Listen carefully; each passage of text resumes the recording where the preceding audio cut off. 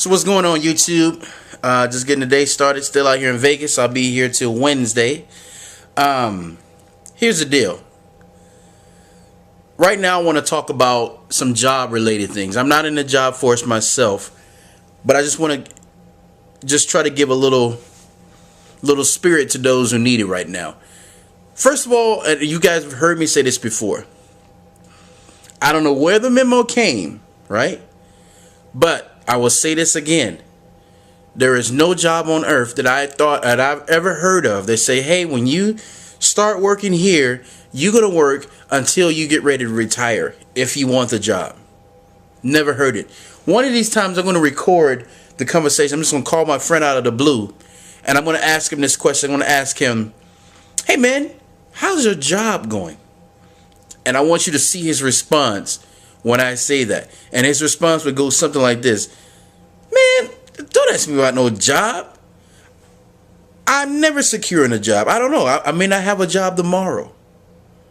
And by having that mentality, he hasn't set himself up for failure.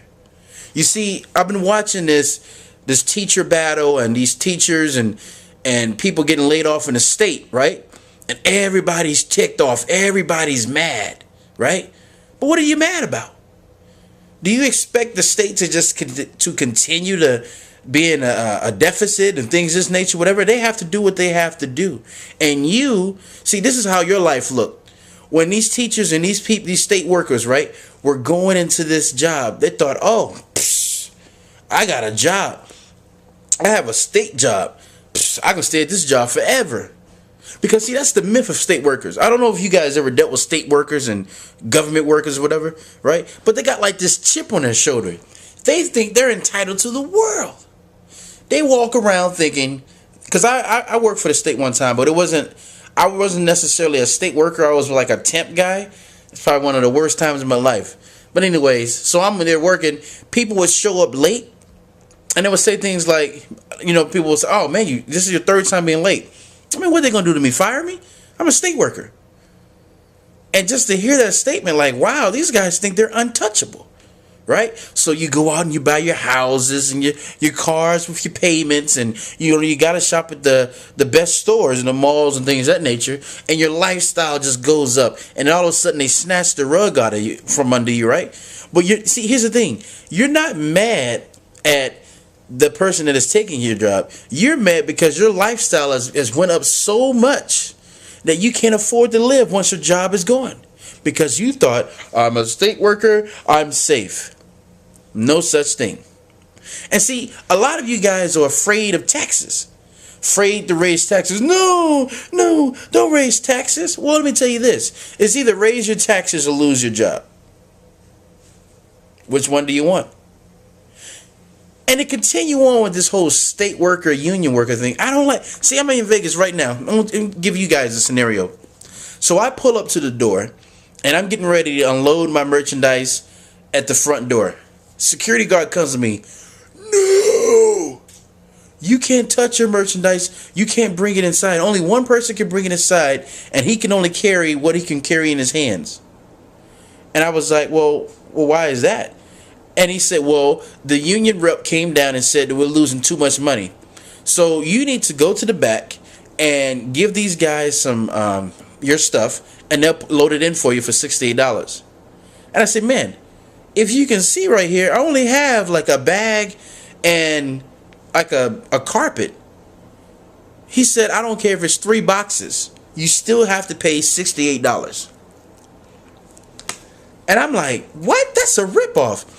I even have to pay these guys to dump my trash out of my trash can.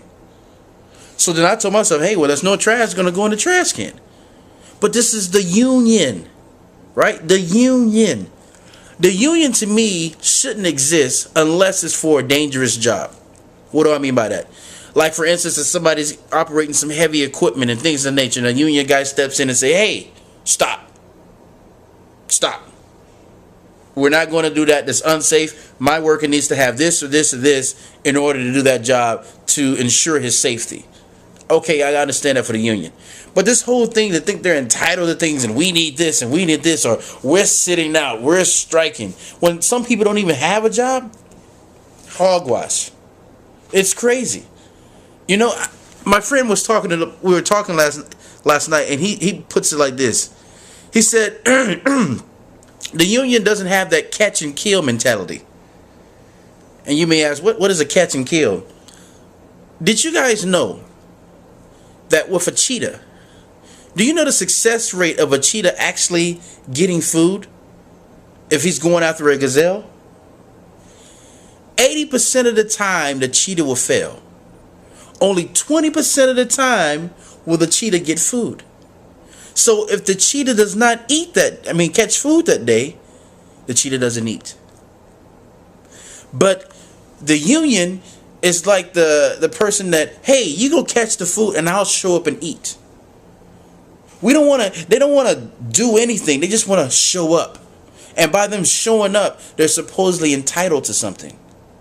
I think they should get rid of this union, and like I said, keep the union in the dangerous jobs and get rid of these spoiled guys. Because people need to understand, if you have a job, you need to embrace it, use the money wisely, and think that your job will end tomorrow. So what does that mean? That means build your emergency fund up to a year or more. So if they told you today, hey, my job is gone, guess what? I have a year worth of expenses taken care of, so you don't have to freak out. A year's worth of expenses taken care of, and then you can use that time to go out to either open a business, which I recommend, or go out and find another job.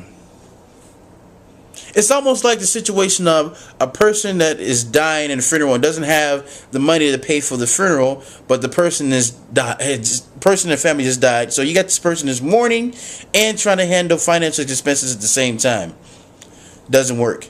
So that's what I have to say to that, guys. Let me hear what you think. Let me hear what you guys think about all these cuts that are going on, and teachers losing their jobs, and what's going on in Wisconsin, and all these other type of things, you know. And like I said, I'm not in that field, but I can feel for certain people, you know.